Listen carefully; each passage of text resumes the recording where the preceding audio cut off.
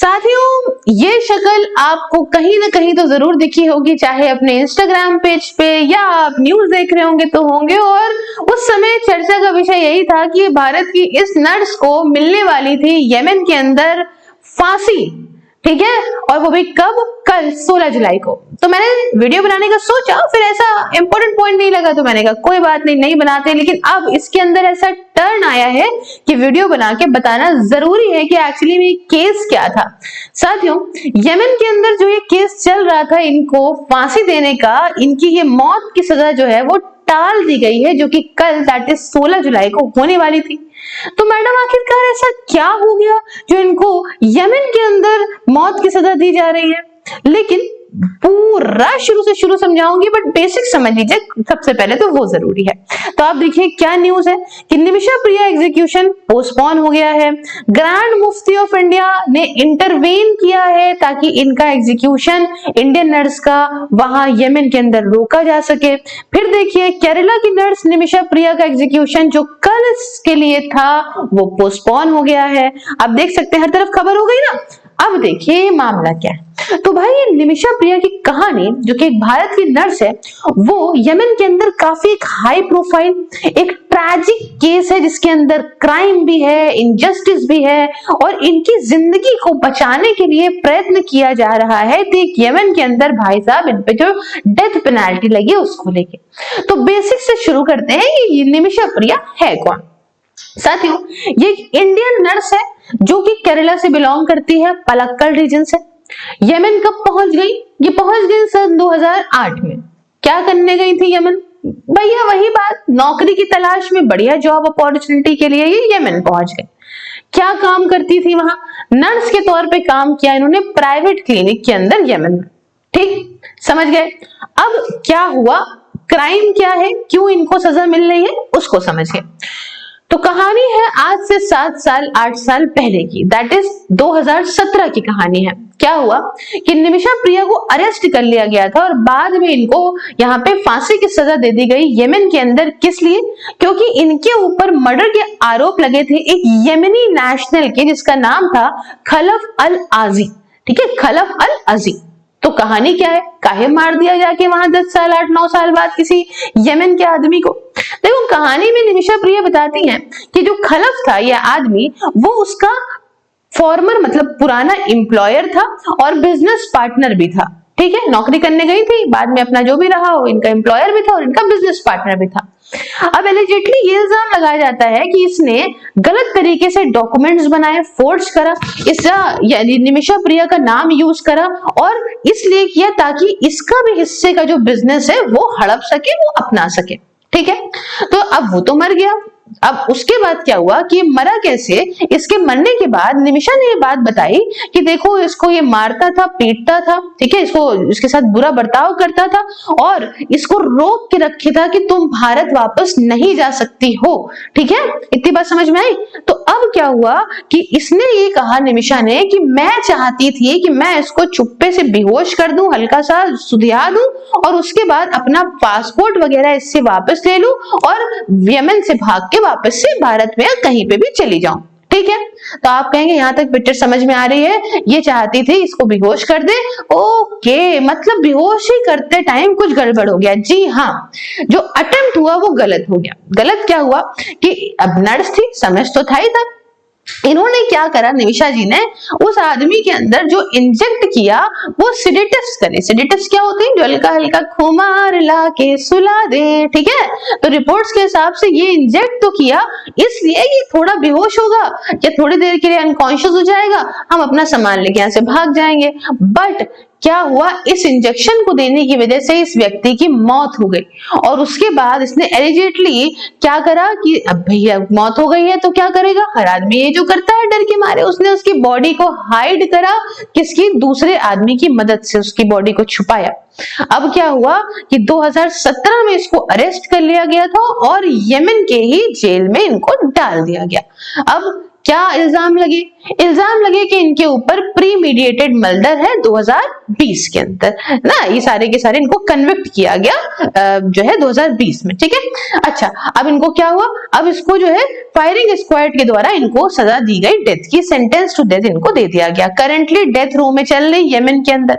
अब क्या मामला चल रहा, मामला चल रहा भाई साहब की इनको बाहर निकलने का इकलौता तरीका है ब्लड मनी। ब्लड मनी क्या होता है भाई साहब, कि उस फैमिली को, जो उस व्यक्ति की फैमिली, उसको इतना आधाधुंध पैसा दे दो जिससे उस व्यक्ति की मौत का कंपनसेशन वो कर ले और ये सारा कुछ मामला सॉल्व कर ले। अब यहाँ पे समझिएगा, यमन का जो लॉ है वो इस बात को अलाउ करता है कि जो विक्टिम की फैमिली है, इस केस में जो आदमी मरा है उसकी जो फैमिली है वो यहाँ पार्डन दे देगी, ठीक है, इनको चलो निकल लो कोई बात नहीं, अक्यूज को, in exchange for blood money. और ब्लड मनी यमन का लॉ कहता है कि अगर वो भैया परिवार कह रहा है हमको इतना इतना पैसा दे दो, हम उसमें सेटिस्फाइड है, हम तुमसे अपना जो है वो जो भी हमने तुम्हारे ऊपर केसेस लगाए वापस ले लेंगे, ठीक है।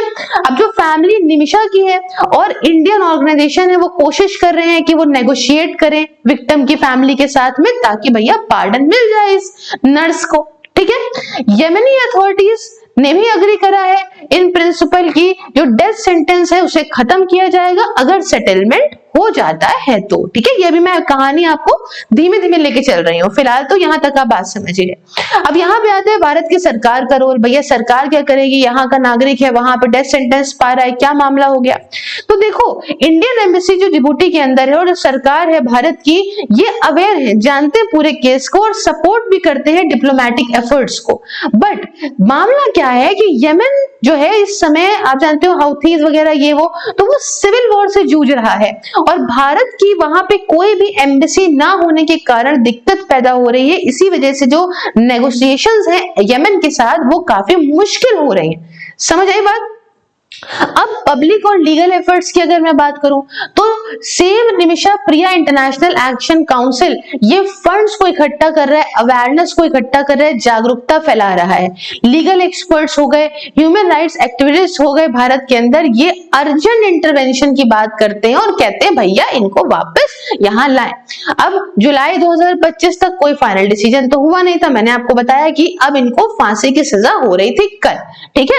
अब कैसे रुकी करंट स्टेटस वो बताऊंगी, लेकिन एक इंपॉर्टेंट जानकारी आपके साथ साझा करना चाहती हूँ, वो है मेरी वर्चुअल लाइब्रेरी।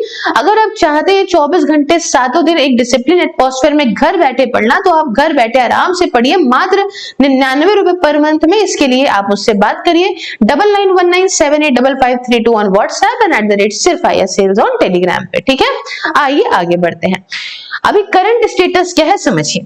तो ये जो नर्स है, ठीक है, जिसको मर्डर केस में 16 तारीख को फांसी हो रही थी, उसमें क्या हुआ है कि सुनने में आया है कि डिप्लोमेटिक बात करने के बाद इसका जो ये एग्जीक्यूशन था इसे पोस्टपोन कर दिया गया है।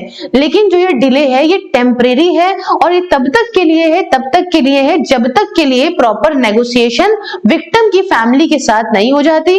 अगर पैसा वैसा देके सेटलमेंट हो सकता है जैसा कि यमन का लीगल सिस्टम कहता है, तभी ये बच सकती हैं। तो अब बात आती है कि अरे वाह, ये सारी बातें कैसे हो गई, पोस्टपोन कैसे हो गया। देखिए, भारत की सरकार के इसके अंदर एफर्ट्स रहे थे, ministry of external affairs, supreme court ने भी इसके अंदर इंटरफेयर किया था और कई सारे रिलीजियस लीडर्स जैसे कि आपका कंथापुरम, एबी, अबू बकर मुस्लियार ने भी अच्छा खासा रोल प्ले करा था। एक दो और न्यूज आई थी ममता बनर्जी वगैरह की तरफ से भी। अच्छा, हाउथी और रिलीजियस मीडिएशन, आप जानते हैं यमन के रिलीजियस और ट्राइबल फिगर्स ने भी मदद करी यहाँ पे अथॉरिटीज को परसुएट करने की कि चलो ठीक है, थोड़ा सा इस एग्जीक्यूशन को आगे बढ़ो, अगर पैसा वैसा ले दे के खत्म हो सकता है लीगल सिस्टम के हिसाब से तो ठीक है, लड़की को छोड़ दिया जाए, क्योंकि वो कह रही है भैया मैं मारना नहीं चाहती थी। अब आगे क्या होगा वो तो पता चलेगा, लेकिन समझते हैं कि अब अगला है क्या। देखो, अंडर यमनी शरिया लॉ के तहत विक्टिम की फैमिली यहाँ पे माफ करे निमिषा को, बदले में ब्लड मनी ले, जैसे दिया बोलते हैं, ठीक है। प्रीवियस ऑफर्स के अंदर क्या कहा था कि $1 मिलियन दो, $1 मिलियन दो और एडिशनल ह्यूमैनिटेरियन सपोर्ट भी चाहिए। अच्छा खासा पैसा हो गया कि नहीं हो गया, ठीक है। नेगोशिएशंस जो है वो कंटिन्यू रहेंगी बिटवीन निमिषा की फैमिली और महदी फैमिली के बीच में, प्रॉपर मतलब जो विक्टिम है उसकी फैमिली और निमिषा की फैमिली में बातचीत होगी। 1 आध करोड़ रुपए की बात है, दो दाओ खत्म करो। अच्छा, उसके बाद क्या है कि tribal leaders and religious mediation की बात करें, वो सब भी बीच में इन्वॉल्व है इसको लेके। उसके बाद इंडियन गवर्नमेंट ने एक्नॉलेज करा कि जो ब्लड मनी है वो सिर्फ और सिर्फ वायबल रूट से ही जाएगा, तभी एक सही रास्ते से जाएगा, ये नहीं कि कुछ भी गपड़ गपड़ दे दिया है ना, सस्ते रास्ते से जाएगा ताकि उसकी जिंदगी बचाई जा सके। अब देखेंगे क्या होता है, बचती हैं या नहीं बचती हैं, जो भी रहेगा मैं आपके सामने खबर जरूर लाती रहूंगी वीडियो या शॉर्ट के माध्यम से। तो मुझे हर जगह फॉलो कर लीजिए, आपको हर जगह की इंपॉर्टेंट न्यूज जरूर से जरूर मिलेगी। साथ ही वीडियोस आप फेसबुक पे देख सकते हो, तो टाइम वेस्ट करने के बजाय कुछ नॉलेज गेन करिए। और सभी सोशल मीडिया के प्लेटफॉर्म के link including WhatsApp are in description box, हर जगह मुझे फॉलो करिए। साथ ही ज्वाइन बटन को प्रेस करके आप मेरी मेंबरशिप को ज्वाइन करके मेरे काम में भी सपोर्ट कर सकते हैं। मिलती हूँ नेक्स्ट वीडियो में किसी नए और इंटरेस्टिंग टॉपिक के साथ, तब तक के लिए जय हिंद, जय भारत।